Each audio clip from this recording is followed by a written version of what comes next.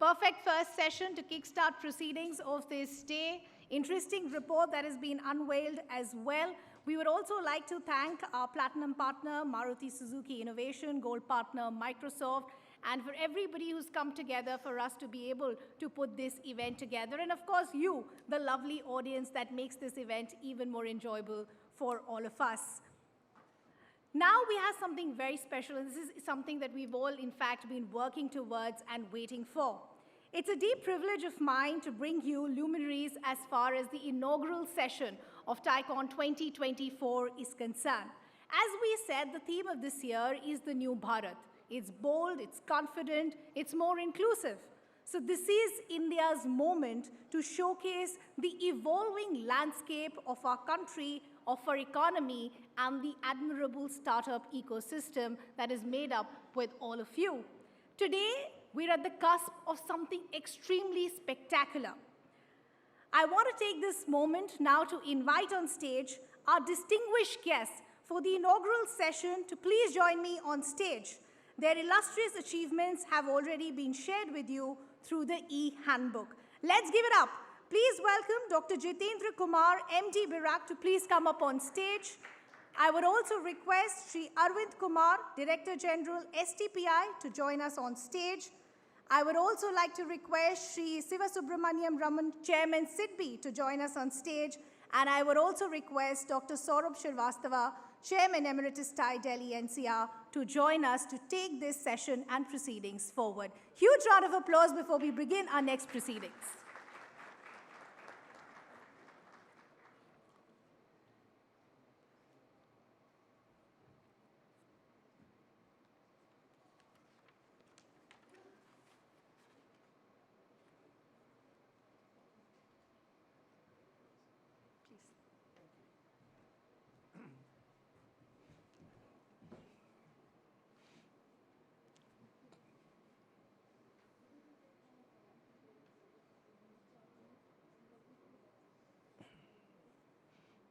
Well, good afternoon, everyone. It's a pleasure to be here today. And I would say that the inaugural session is really an interesting one because you have the three players, the three organizations that are pretty much responsible for where we are in the startup ecosystem. So you have BIRAC, you have STPI, and then you have SIDBI. So let me talk first about BIRAC, and then and then introduce you also to STPI. So BIRAC is probably the best example that I can think of in India, where government intervention done in the right way has helped create an entire startup ecosystem in a space in which nothing existed. So 10 years ago, there were virtually no startups in the biotech space. Today, there are 6,000. And all of it, the credit must be given to BIRAC. They engaged at different levels, whether it's incubators, loans, seed grants, equity investments, across the piece, fund of funds. So it's really the best example that I can think of government intervention. And it's kind of a role model, which I think other government departments in India should look at. And I should tell you, these are world-class startups. I've personally invested in some of them. And I can tell you they're doing things that you would never imagine.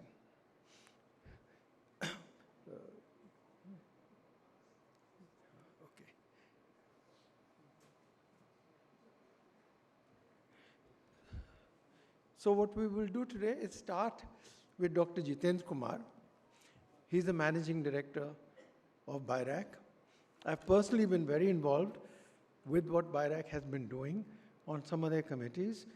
And I can tell you the quality of thinking and how far ahead they're seeing is very, very comforting. So, Dr. Jitendra Kumar, may I request you to come and deliver your address?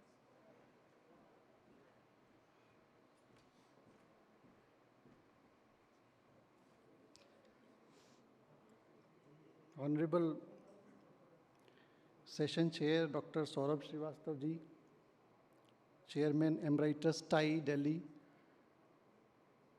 NCR, Mr. Arvind Kumar, Director General STPI, and I think we also have Sivasubramanian, Ramann, Director SIDBI. I think he may join later.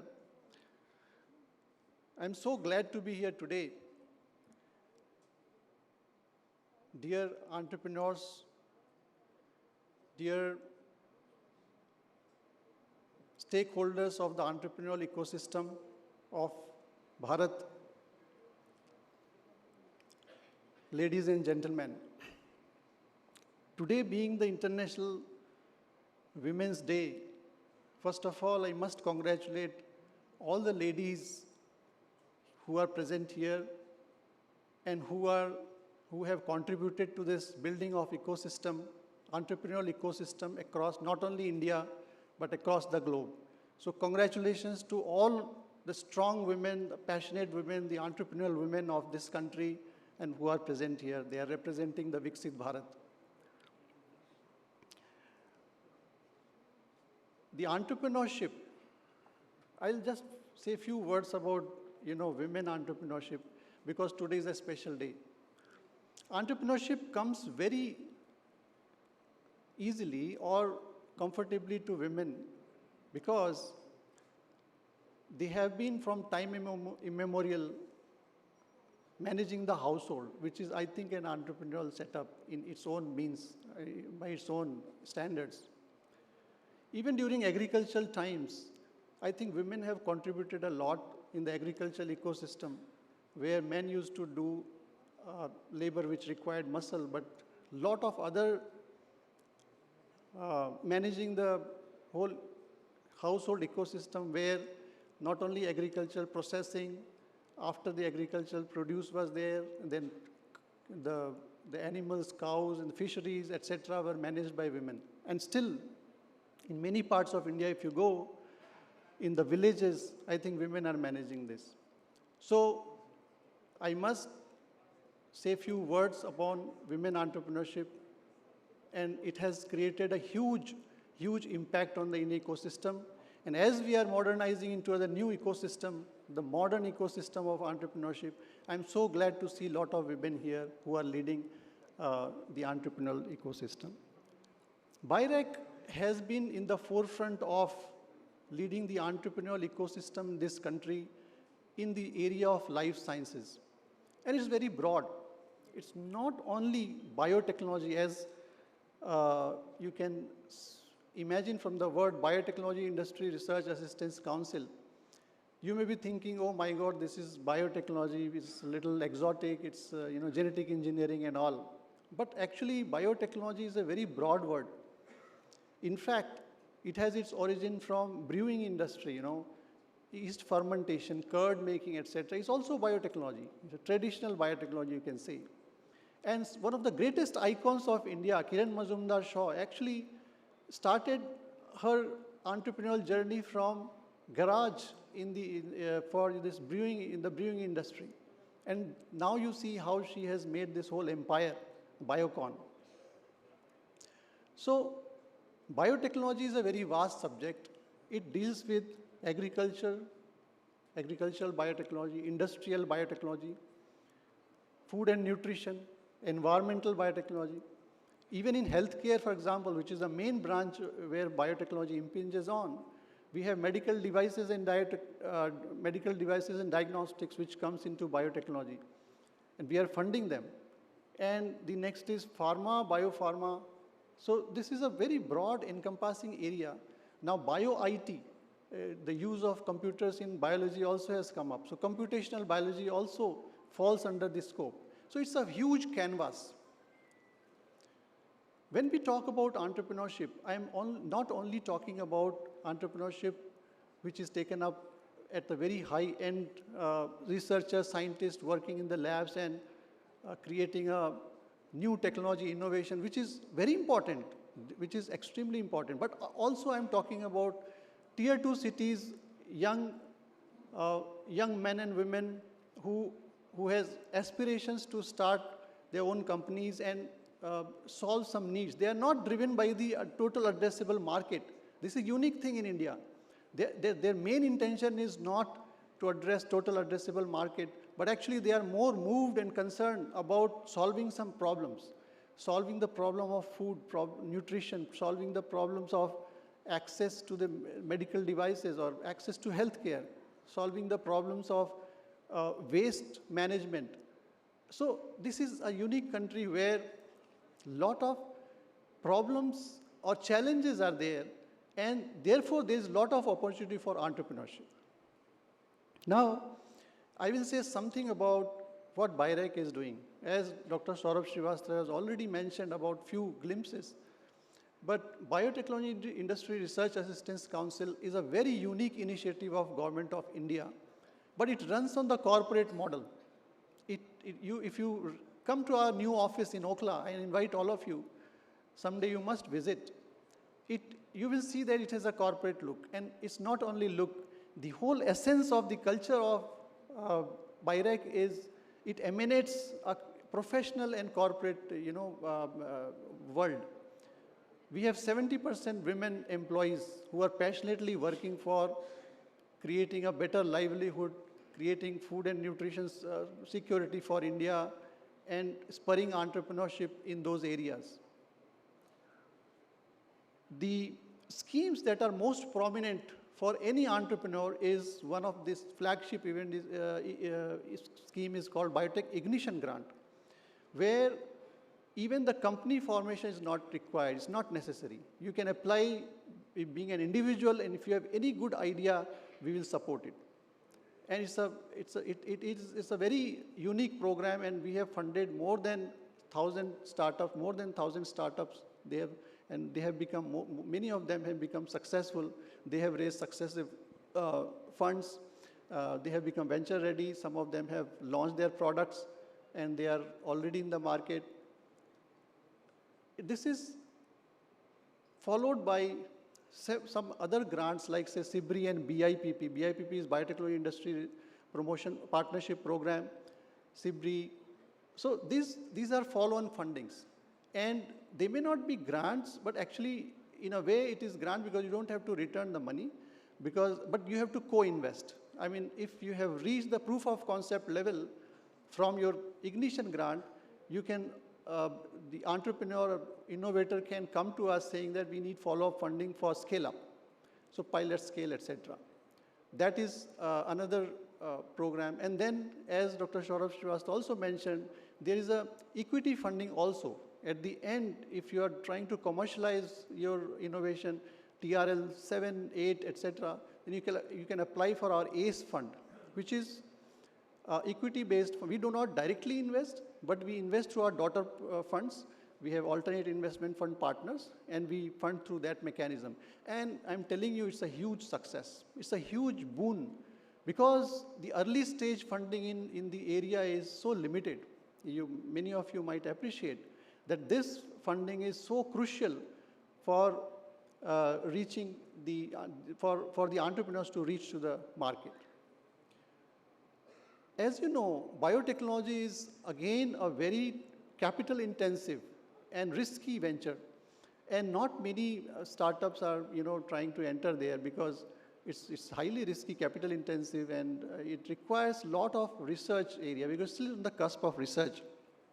Here, to solve this problem, to lower the entry barrier for the startup, we have created BioNest centers. These are incubation centers, but we call them BioNests.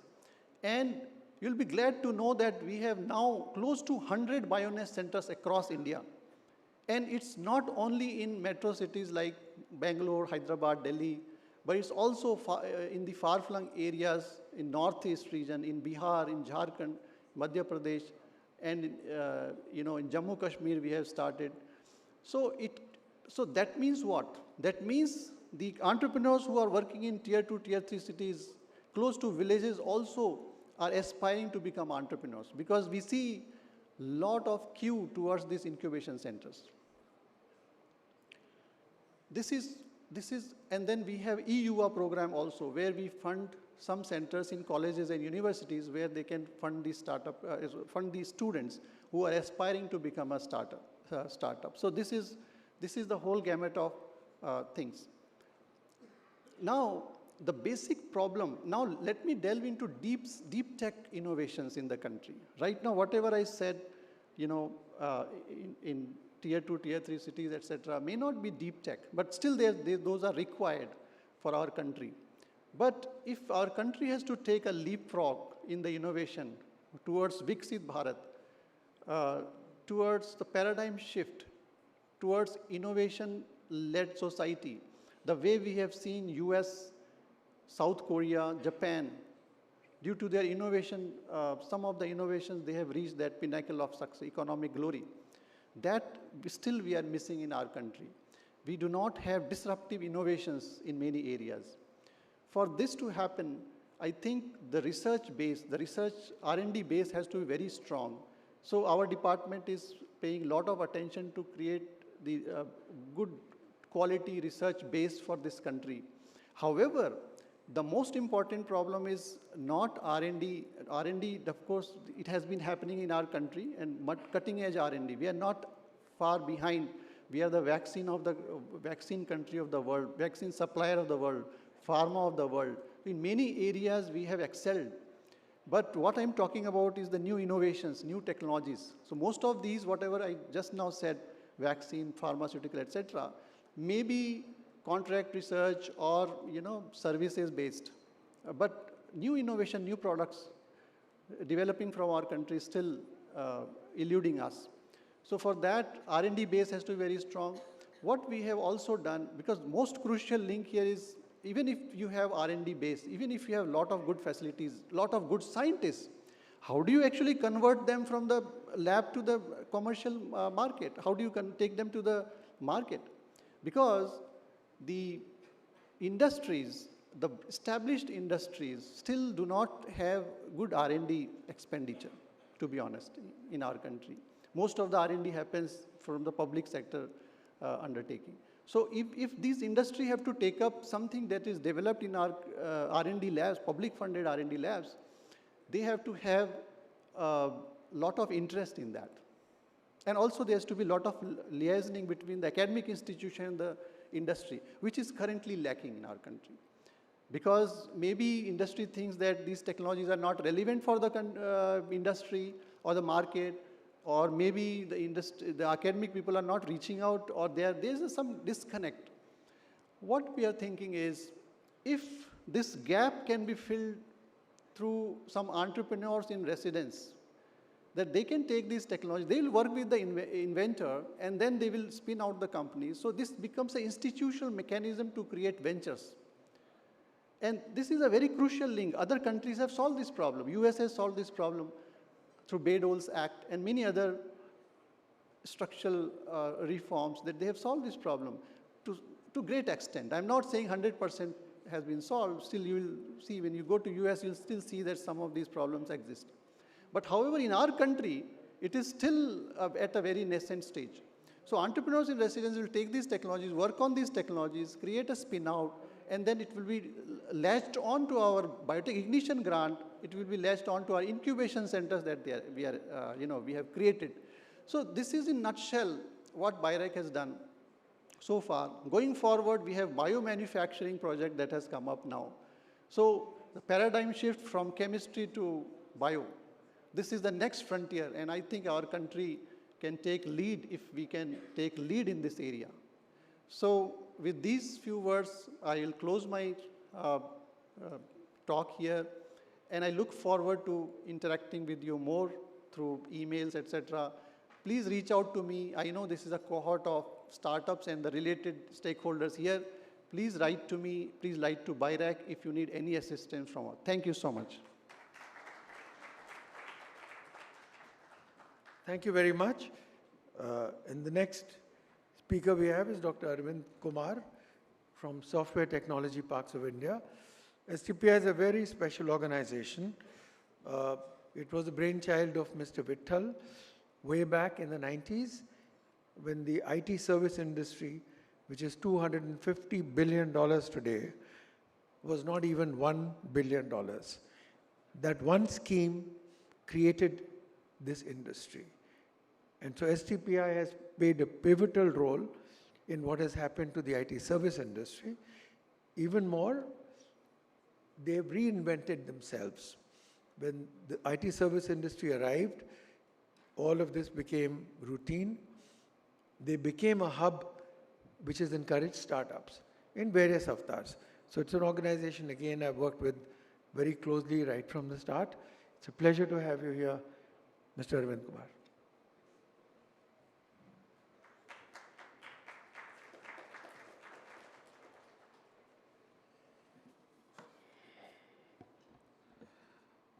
Thank you, Saurabh sir. Good afternoon. I think it's not very good time to give a long speech, and the time is not allowing. Let us have something, 2-3 points, which is important. It's great honor for me to be part of this very important event. Chairman Emeritus TiE Delhi, Dr. Saurabh Srivastava ji, MD BIRAC, Dr. Jitendra Kumar ji, other distinguished innovator guests of the dais, startups, founders, press and media. It's really great honor to be part of this very important event organized by TiE. TiE is very important partner for STPI. And you know, the kind of passion for this country I have seen in TiE members, it is actually unmatched, unparalleled. I must say, most of the places STPI we partner with them, with many of the events, and always their interest is to how to do something good for this country, for young entrepreneurs. Never there is anything like they look something more commercial. Sometimes many people come to you, it looks at the face of it, they are doing something for social welfare or something, but at the end of the day you find something commercial interest is involved there. But actually this is not true with TiE members. We are really very thankful they have made associate partner for this very event to us. Today, apart from International Women's Day, there is even more important day for innovators. Today, government approved more than 10,000 crore budget outlay for India AI mission. And it is important not from the perspective of something has been done for AI. In fact, something has been done for whole startup community. Now, AI is not limited to that AI is some technology. AI is going to become the tool. And that tool is required to be used in each and every verticals, each and every domain of this country. Like maybe 30 years back, 25 years back, then enterprise software came. People are thinking this is a computer, this is software, this is different. It is made for computer science engineers. But today it is part and parcel of each and everybody. Internet, today you can't think a computer without internet. Internet has become such an important. Tomorrow same thing is going to happen with artificial intelligence. And therefore this budget outlay of 10,000 crore is very important for all the startups, irrespective of which domain they are working for. For every domain, to increase the productivity, to give the personalized touch to your consumers, you require AI. And today, our strength is software services. As Saurabh sir mentioned, today we have 250 billion market for software services. But AI has a little more deeper value chain. So top of the chain, we can say it is infrastructure. But we say clouds, GPU. I think we are nowhere in this. US and other countries has invested big time in this infrastructure domain. We have done nothing actually. Second is somebody required to generate models.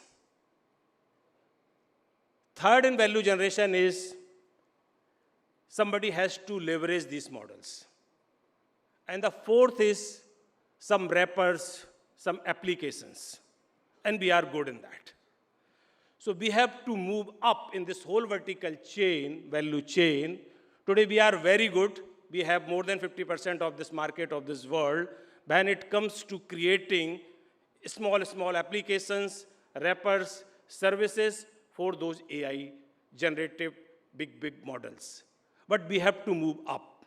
This 10,000 crore budget of this government of India will allow us with public-private partnership to move up in the chain of artificial intelligence. We can think after maybe 10 years, maybe 20 years, we were having our own GPUs, indigenous GPUs, you don't know. Some of the companies already started working in which is called phase 2, like they are started developing the models, LLM models. We are already leveraging these models like ChatGPT and so on. So therefore, this whole value chain of artificial intelligence, this is a technical part, has to be, we have to be up. This is one part. Second part is AI. I don't agree with anybody that AI is going to replace the human. AI is only a tool for the humans. Like computer was a tool, this is also a tool, and this is how we would like to use these tools. For which purpose we want to use this tool.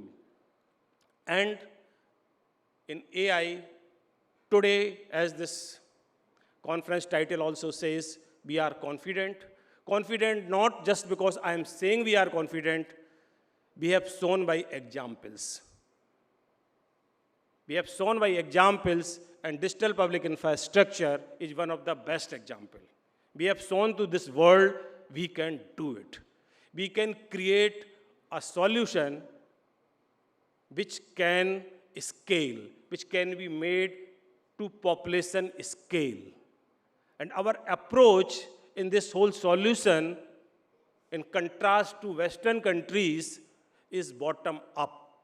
We have always thought what we are going to develop a technology which can be used in some women sitting in tier 3 cities of this country. This had been our approach when we were planning digital public infrastructure for this country. Today, the woman who is sitting in the tier 3 city, she is also making the payment in the same and similar manner the way we people are doing. This is the achievement of digital public infrastructure of this country. People are still amazed how we were able to develop, how we have developed technology such as UPI, which has changed the whole landscape of this country. We were afraid of using the credit card. You know, e-commerce came in this country long back. But people don't want to use the credit card. They don't want to make the payment in advance because the trust factor was very low, whether that very thing which you have ordered will come to your house or not. You are not able to put your credit card number on the internet website. Today, your confidence has increased to 1,000 times because of the two things. One is cash on delivery. When the Saman will come, then only I will pay. And the second is this is UPI. You are quite confident if the wrong payment is made, it will revert back to you. And that has changed the whole landscape of this country. Sometimes back, one of the Nobel laureate economists who was speaking in some college in Greater Noida, he says, India has developed, Michael Spence, I think he said, India has developed the best digital economy and financial architecture in the world. So it is not that what I am saying from this dais is just I am saying, it has been said by an economist and people are realizing it. So we have changed this country. This country is changing with the help of all of you, all innovators. Government has creating a lot of good entrepreneurs, startups, conducive environment for all of us. And STPI is also playing a little bit in this whole ecosystem. We have created 25 Center for Entrepreneurship across the country. And those centers are helping, they are providing 360-degree support to all our young entrepreneurship of this country. And those 25 Center for Entrepreneurships are domain specific. This is our USP. We want that the people who want, the startups who want to work in health tech, they should be together. There must be a peer learning as well. And such center we have at Lucknow, which is called MedTech. Similarly, on blockchain, we have at Gurgaon. For FinTech, we have at Chennai. For AI, we have at Mohali. For automobiles, we have at Pune. We have created such 25 Center for Entrepreneurship, where we provide incubation space to the startups. We provide all lab facilities and mentorship. And Saurabh sir is mentor of one of the very important COE, which is at Lucknow. And we don't call it Center for Excellence because we don't want to work in basic research. We call it Center for Entrepreneurship, which means we don't believe in POC, we believe in commercialization. So this is Center for Entrepreneurship. No basic research, no applied research, only translation research. If you can create something which you can sell, please come to us. And this kind of the environment we have already created by creating 25 Center for Entrepreneurship. Apart from it, we have also scheme is called Next Generation Incubation Scheme, NGIS, where we provide seed fund of 25 lakh rupees to each startup. Third, we have also launched a program with the help of TiE itself. It's called Leap Ahead, in which co-investment model, we are providing support of around rupees 1 CR to the startup. You all are welcome to join STPI in any manner, to use our lab, to use incubation space, to get the fund, or you want mentorship, you want incubation program, you want acceleration program. We are doing everything for all of you. Thank you. Thank you very much. Again, thank you, TiE, for inviting me.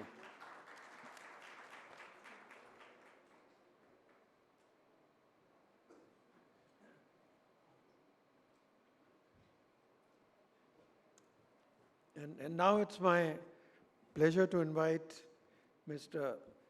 Sivasubramanian Ramann, who's the chairman of SIDBI, to come and give his keynote address. And SIDBI, I should tell you, is the organization without which we would not have the startup ecosystem. So they were always known to be the one organization focused on SMEs, but way back in 1999, they created the first venture capital fund in India, partnering with the Ministry of IT. I remember those days. I served on their investment committee for a couple of funds. They have now, as you know, taken over the 10,000 crore government fund of funds for startups. They have a variety of schemes. They do different kinds of approaches, different kinds of funding models. And I would say they're the epicenter today for what is supposed to be the lifeblood for entrepreneurs, capital of all kinds.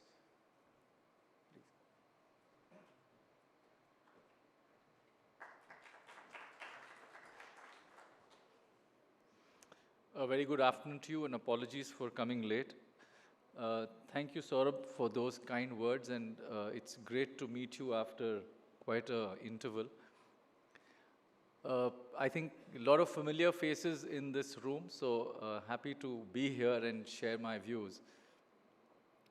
I think Saurabh probably knows the history of the Indian venture capital better than anybody does.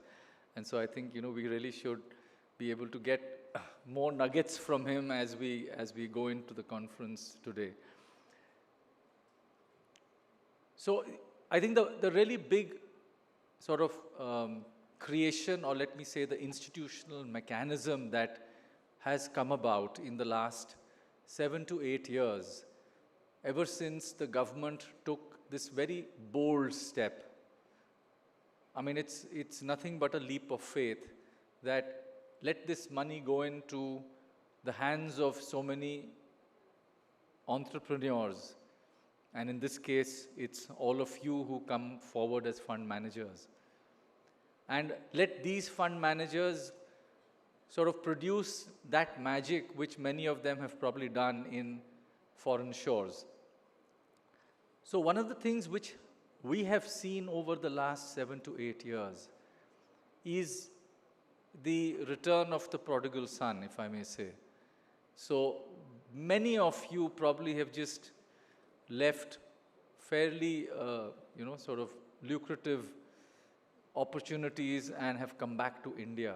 And if I were to connect the start to today's date, that in 8 or 9 years, has something got created in India? The answer is, of course, an unmistakable yes.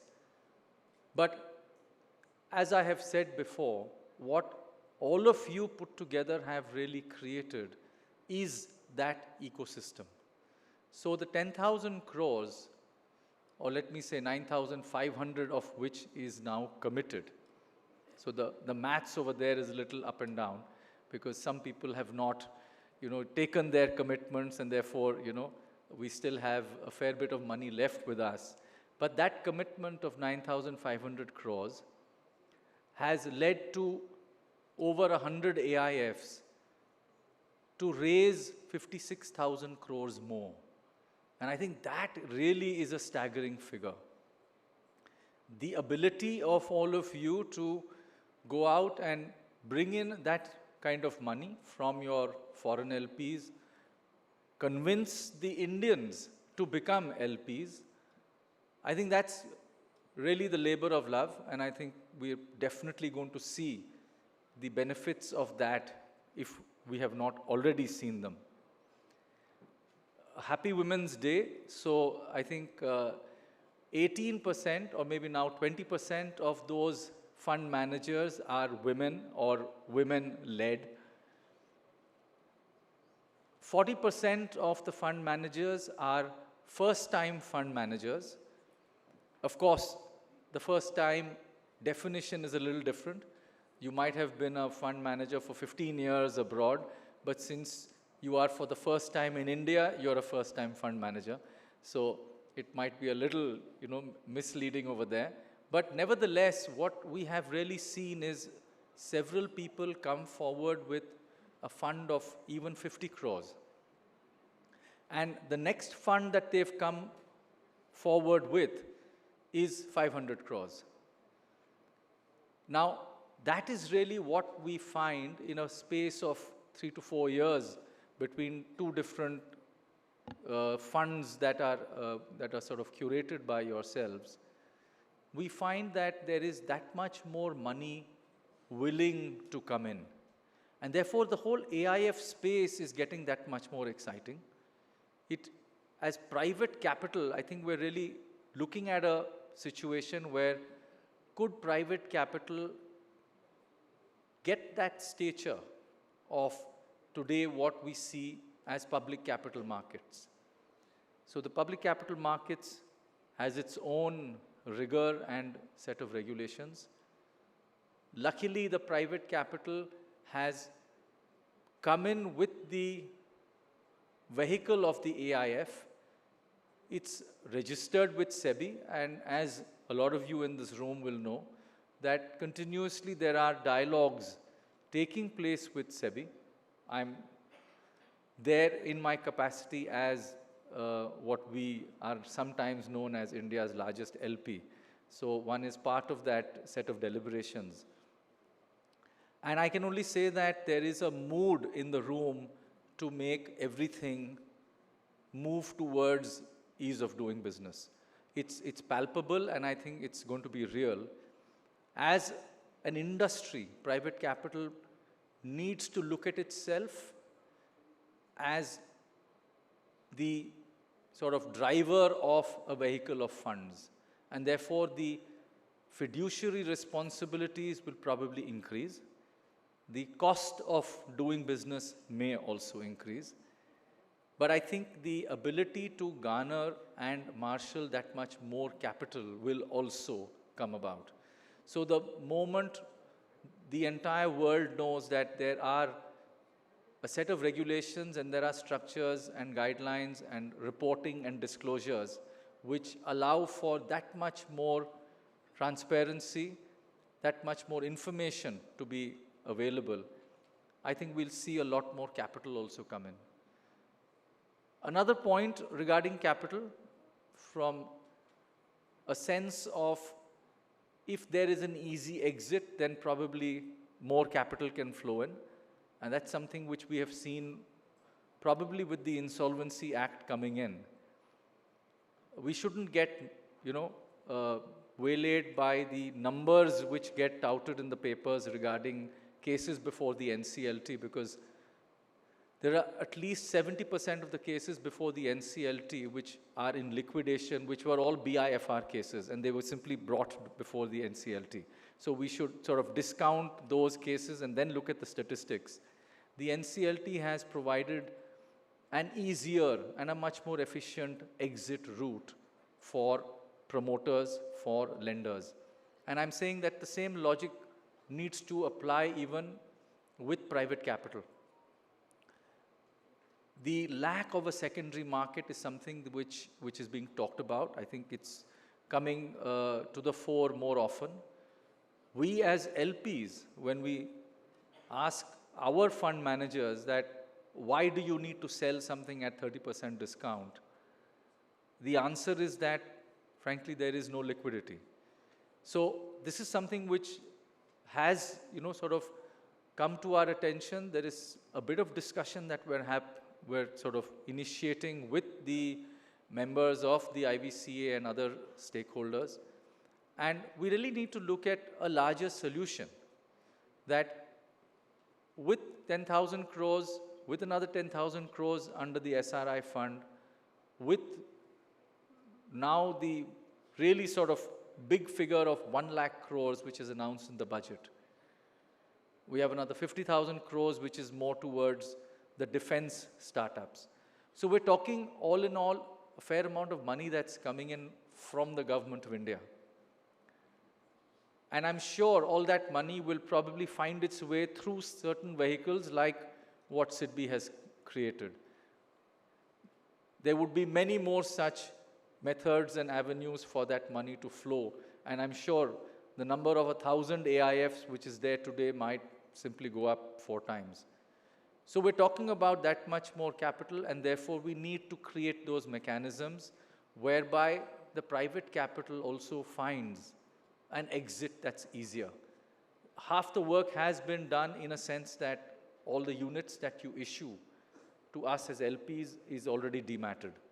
So there is a mechanism available where within that demat space, the possibility of a request for quote, the possibility of information being released, the possibility of disclosures being made, which is available to all those who might be interested in coming in as an LP. So it would be great for me as SIDBI if I knew that I could exit my position partly, fully, with there being a slightly transparent or a very transparent market in which others would simply take my place.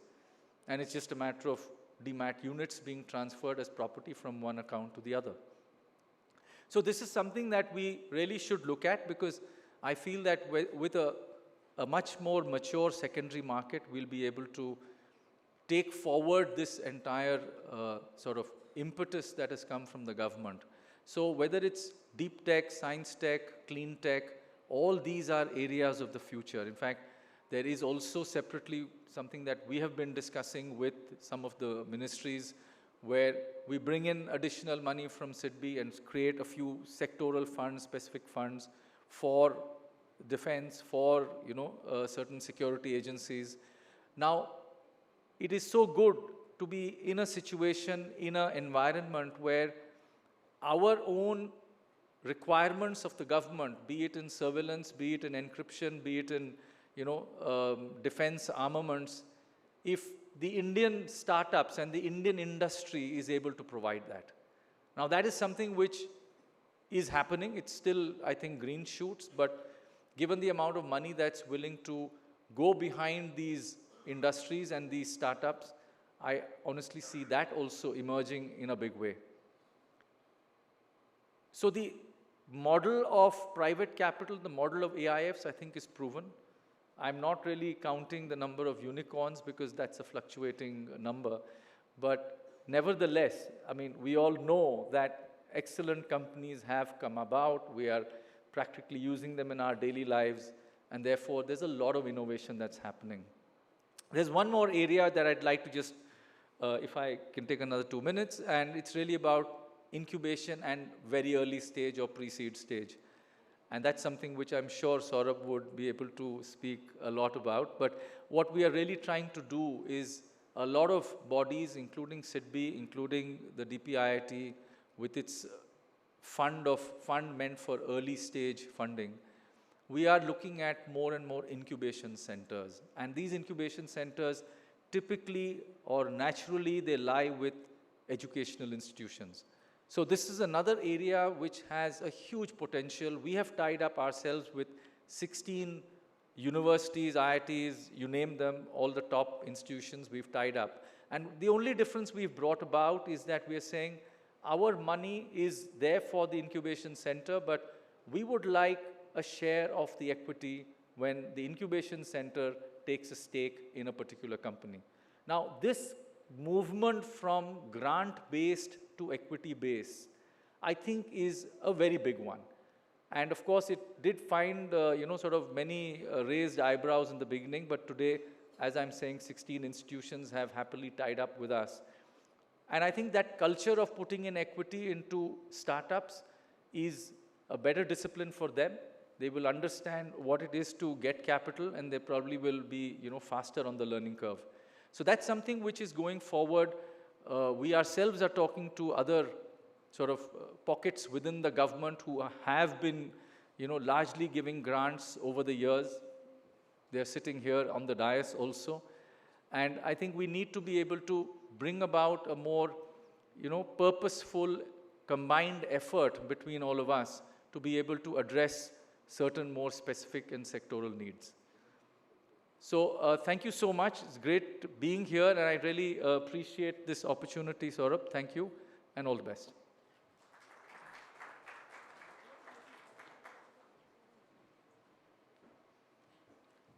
Thank you, Mr. Ramann. And thank you again for rushing out of this important government meeting you were in to make sure you were here in time for the session. That's the time and support that SIDBI has always had for the startup ecosystem. Please stay there, because right now we want to make a very special announcement. And may I invite on the stage Rajan Anandan, former president of TiE Delhi-NCR and now part of Governing Council, and Alok Mittal, president of TiE Delhi-NCR.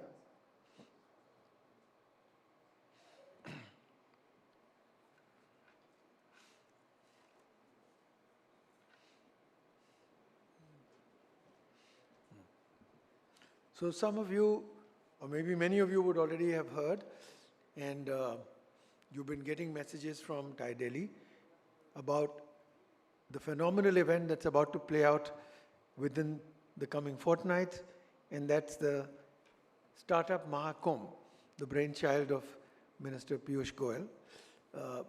TiE Delhi is supporting that, as are, of course, all TiE organizations. And what I'd like to do is invite Rajan Anandan, because two of TiE Delhi's board members, Rajan and Sanjeev, are associated with supporting and making it happen. And he'll say a few words, and we'll play a very short video telling you about the event. Great, thank you, Saurabh. Hi, everyone. Welcome to TiEcon. Hopefully, you're going to have a great time over the next day and a half. So as Saurabh mentioned, Startup Mahakumbh is a first of its kind event. We don't think there's been anything like this anywhere in the world, doubt, when you actually attend Startup Mahakumbh. And it's really being brought together by the entire ecosystem. It's really about the entire Indian startup ecosystem. It'll include startups, just about every startup that is in India, that is scaled up will be there. It'll include all, we have all the investors, all the incubators, all the accelerators, as well as many industry leaders from across sectors who'll participate. As Saurabh mentioned, several industry associations have come together to put this Startup Mahakumbh together, including TiE Delhi, as well as TiE more broadly, ASSOCHAM, NASSCOM, as well as IVCA. I see Rajat here, so IVCA, as well as several other industry associations. And it's set up so that we can really showcase and have, in many ways, everybody who's interested in startups in India get exposure to everything that is happening, right? And the whole thing is set up as pavilions. So there'll be sector pavilions, there'll be an AI pavilion, there'll be a fintech pavilion, there'll be a climate pavilion, there'll be a consumer products pavilion, an edtech pavilion, and the list goes on, right? Today we have innovation in Indian startups just about in every sector that you can imagine. There'll be a software pavilion, a dev tools pavilion, and so on. So, and in each of these pavilions, there's going to be showcases of the most interesting innovation. Each of these teams are curating the best innovators from those specific sectors. We're going to have a lot of discussions, investors as well as founders, as well as policymakers coming to them. And, it's sort of, I think it's going to be a very innovative, we haven't seen anything like it in India yet, and we're quite excited to have this happen. It's going to be from March 18th to March 20th in Delhi, and you'll hear a lot more about it, but we're hoping that all of you will be there, but you'll also have all your colleagues who are other startup founders, investors, come to the event. So with that, maybe we'll run the video. We'll have Minister Piyush Goyal speak a few words about Startup Mahakumbh.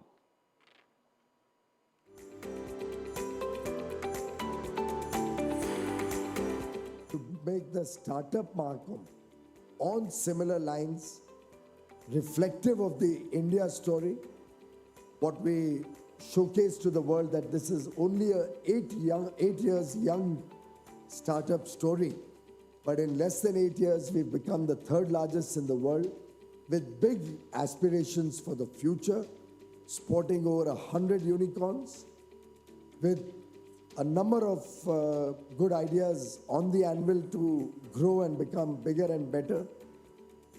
And I'm fairly confident that this Bharat Innovates concept that we are trying to showcase to the world, the Mahakumbh or the conglomeration of the startups across various sectors, be it AI, be it deep tech, be it as simple as logistics solutions, be it agri-tech, fintech, medtech. I'm told about 57 diverse sectors have footprints of the startup story in India. And our effort is to get over 1,000 people to participate. We need to showcase to the world that India has arrived. We need to bring efficiency into government, transparency into government. And that, friends, is the future that India beholds. I promise you, a great India story is unfolding before each one of you, and you will be the flag bearers of a wonderful journey in the Amrit Kal towards Viksit Bharat by 2047.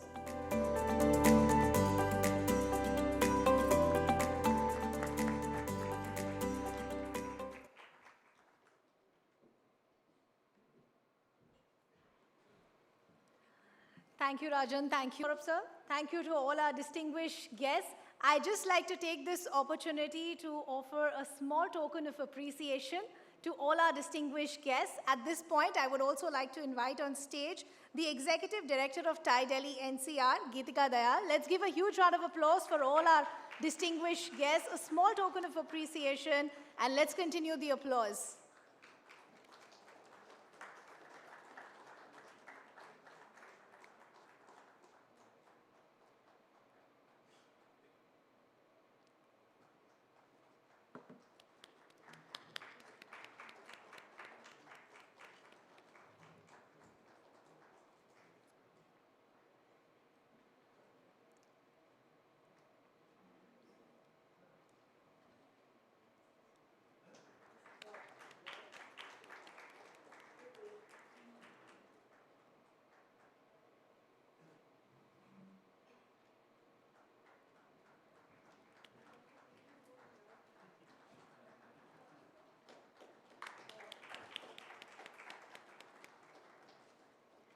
Thank you, Gitika. Thank you to all our guests.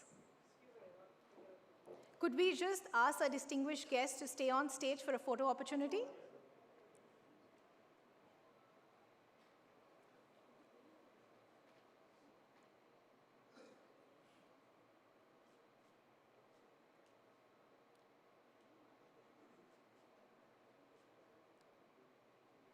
Thank you once again.